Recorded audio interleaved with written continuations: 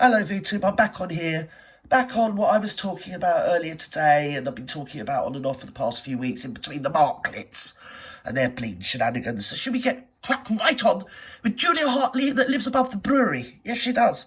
You might have to wait a long time because if she asks a question, by the time she gets to the end of it, you've forgotten what it was. So, you know, come on, Julia. What's going on, dear? Just that, and he's on the line right Oh my now. God. Good morning to you, Daniel. Good morning, Julia. I just want to say that Yes. tens of thousands of British men, mainly, are going to be going down tomorrow. Going down. No, they're going down Saturday, Dan. Dan's going down on Saturday. He's going down to London town.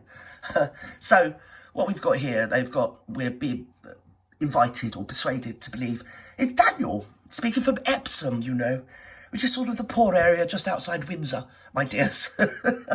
And he's ringing in on behalf of the working class people. He blimmin' well his VTube. Yes, he is, coincidentally. They've let us call through, you know. There's a feeling out there in the country, all across the majority of people, the silent majority. We have a weak, socialist, centrist government that won't act or do anything. Very kind of you, dear centrist. So kind. I think we've got a useless, weak police force as well. And we've got to a point where the ordinary man in the street, they call us all names, far right and hooligans. It's all rubbish. They're just ordinary blokes who have had enough. We've been telling the government that we want tougher immigration policy for, 25, 30 years? Yeah. We voted for Brexit to try and firm that up. So this lad wouldn't have got platformed. He would have just been shouted down. I've seen so many people even just step slightly near this subject.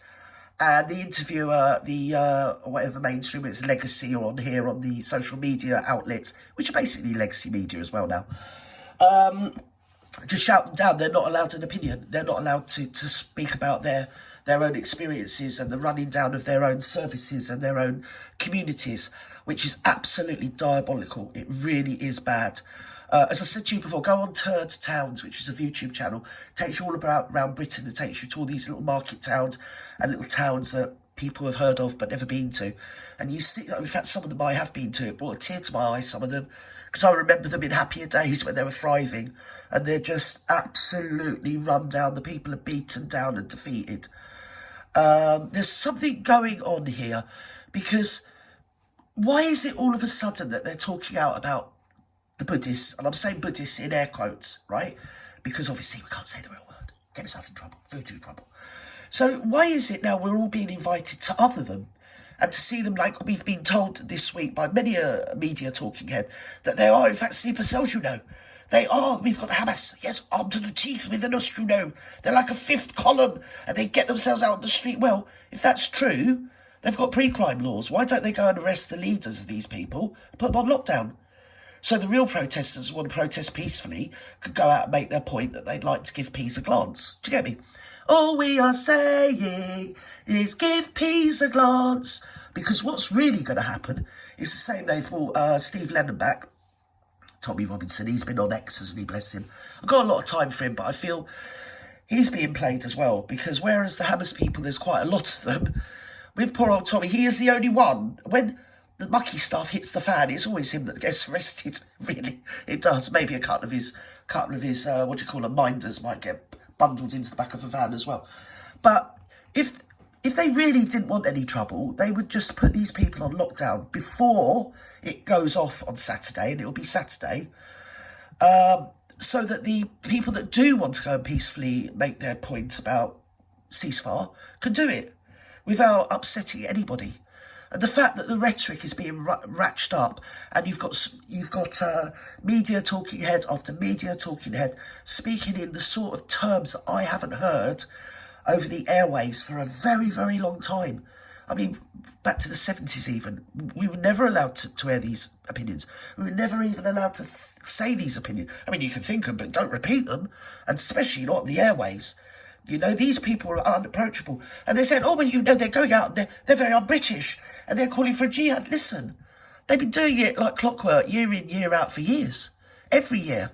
And you get like Kevin O'Sullivan on Talk TV. Oh, well, I live in Islington and I had to go past. I had to walk past the protest and they're very un-British. They're calling for the downfall of Britain and blah, blah, blah. And I'm like, yeah, but they've been doing it for years. What's different now? Why is it different now? And I'll tell you why it's different now. Because the Conservatives are, well, they're going in a handcart to hell, aren't they? They've got Bob Open, no Open getting in. They're going to be completely closed down at the next election. They'll probably be out of power for the foreseeable, right? The best they can hope for, the best outcome they can hope for, is scraping enough people together to go for a coalition with the others. So it'll be independents, maybe a couple of nationalists, candidates, and any liberals that are out there. I mean, is there anybody liberal out there, you know? Haven't heard of anybody liberal, real liberals for ages. And they're hoping to get that together so that they can have a coalition government and just retain power, albeit by their fingertips. Now, to do that, they need the backing of the working classes. Just like they needed the backing of the working classes in 2019 to get Boris in. He did it on the get Brexit done bullshit, didn't he? Do you remember BS? Nothing happened. In fact, he closed down the country, ruined the economy. And it's funny because I heard Jordan Peterson talking about that the other day, and he said exactly the same as me. Obviously, I'm not putting myself on a par with him, but I did rather like it being confirmed that I've always thought that Johnson was basically brought down by his missus, or what he keeps in his trousers, if you get me. It's got him in a whole load of trouble. If he hadn't met that bird at that time, it would have been a whole different ball game with him in Parliament. But unfortunately, he was a much older man with a bit of hot totty, wasn't he? You know what young totties want? Babies. And he was too diverted, so he got a lot of internecine warfare going on within his government. She was running his office, ruined him. Out. The game is over, you know. But this, what's being cobbled together now, and we are being invited to believe, is all of a sudden we can just other a whole load of people. I haven't got anything one way or the other. I'm just pointing out what's going on. And I don't want people to get hurt, and I don't want people to be ruined. I don't want people to get themselves cancelled or be called names or be told they're bad or whatever. If these people want to go and protest because they want peace and a ceasefire, let them do that. And if the working class lads want to peacefully and patriotically have a rally or a protest or a march or whatever, let them do that. But let's not have any trouble, because the only people that are going to win out of this is the rich people, the politicians and the media, because basically it pays their salaries, my dears. Yes, it does.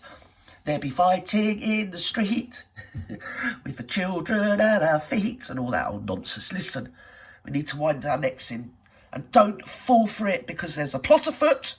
Yes, there is, VooTubers, I'm warning you now. There is the plot afoot. And I'll be back soon with my thoughts on that bleeding annoying Doreen Doris, whatever her name. Nadine Doreen, whatever her silly name is. Anyway, bye-bye. Oh, yes, and another Megany. I feel it coming on, you know. It is fermenting in my remaining last brain cell. Yes, she's annoyed me, so I'll be back later. Bye-bye now.